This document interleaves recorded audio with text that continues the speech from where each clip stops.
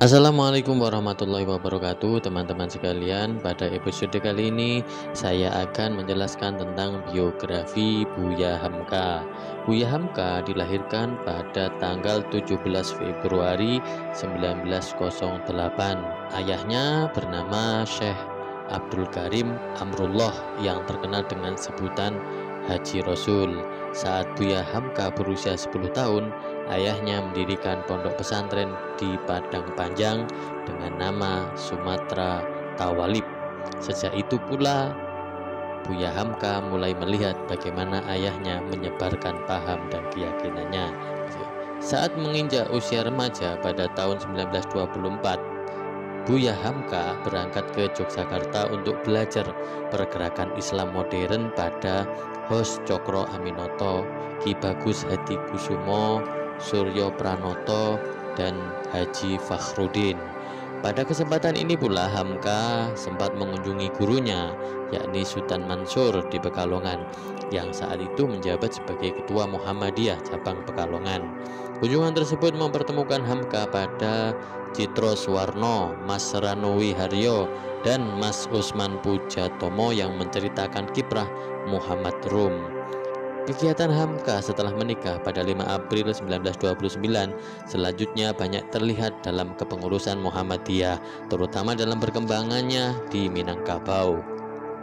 Sebenarnya gerakan pembaruan di Minangkabau tumbuh melalui yayasan pendidikan di daerah Surau yang selanjutnya pada permulaan abad 20 dikembangkan oleh tokoh-tokoh agama seperti Haji Abdul Karim Amrullah, Haji Abdullah Ahmad, Haji Said Umar, dan Haji Jamil Jambi. Haji Abdul Karim Amrullah, yaitu ayahanda Hamka, membawa pengaruh Muhammadiyah setelah kunjungannya ke Tanah Jawa dan banyak bertukar pikiran dengan Kiai Ahmad Dahlan sebagai pendiri Muhammadiyah. Pada kunjungan Haji Rasul yang kedua ke Tanah Jawa, beliau melihat perkembangan Muhammadiyah sangat pesat. Kemudian terlintas dalam pikirannya untuk mengembangkan ajaran agama Islam di Minangkabau. Sekembalinya dari Tanah Jawa yang kedua pada akhir tahun 1925, Haji Rasul beserta pengurus perkumpulan Sendi Aman bermufakat untuk merubahnya menjadi perkumpulan Muhammadiyah yang pertama dan berada di daerah Sungai Batang, Tanjung Sani. Hamka sangat berperan dalam mengembangkan Muhammadiyah di Indonesia. Hal itu terlihat ketika Hamka beberapa kali ditunjuk sebagai pimpinan cabang Muhammadiyah dan hingga pada usia senjanya tetap dipercaya oleh pengurus pusat Muhammadiyah untuk menjadi anggota penasihat pengurus pusat Muhammadiyah yang berkedudukan di Jakarta. Hamka juga mengabdikan dirinya sebagai pegawai negeri di Kementerian Agama sejak tahun 1950 dengan mengajar di berbagai perguruan tinggi Islam. Pada tahun 1955, pemilihan umum pertama, Hamka diminta untuk duduk sebagai anggota DPR dari Partai Masyumi hingga Dewan Konstituante dibubarkan oleh Presiden Soekarno pada Juli 1959 yang berlanjut pembubaran Partai Masyumi pada 1960. Pada awal 1958, setelah menghadiri simposium Islam di Lahore, mewakili delegasi Indonesia bersama Profesor Hasbi As-Siddiq dan Kiai Anwar Musaddad, Hamka bertemu dengan pemuka-pemuka Islam di Mesir dengan menyampaikan pidato pengaruh Muhammad Abduh di Indonesia, yang pidatonya dianggap sebagai promosi gelar Doktor Honoris Causa oleh Universitas Al-Azhar Kairo. Diceritakan bahwa konflik antara Presiden Soekarno dengan Hamka terus berlanjut dan berujung pada penjeblosan Buya Hamka ke dalam penjara selama 2 tahun 4 bulan. Penangkapan ini dilakukan pada bulan Ramadan tahun 1964 dengan tuduhan undang-undang anti subversif atau Perpres nomor 11 dan nomor 13. Sebagai sosok ulama yang mempunyai kekuatan mengendalikan diri dan perasaannya, Buya Hamka tidak menaruh dendam terhadap Soekarno. Pada 21 Juni 1970, Presiden Soekarno menghembuskan nafas terakhirnya pada usia 69 tahun di Rumah Sakit Angkatan Darat, Jakarta. Hamka saat selesai mengimami sholat Isya di Masjid Agung Al-Azhar, kemudian diminta untuk menjadi imam sholat jenazah Presiden Soekarno.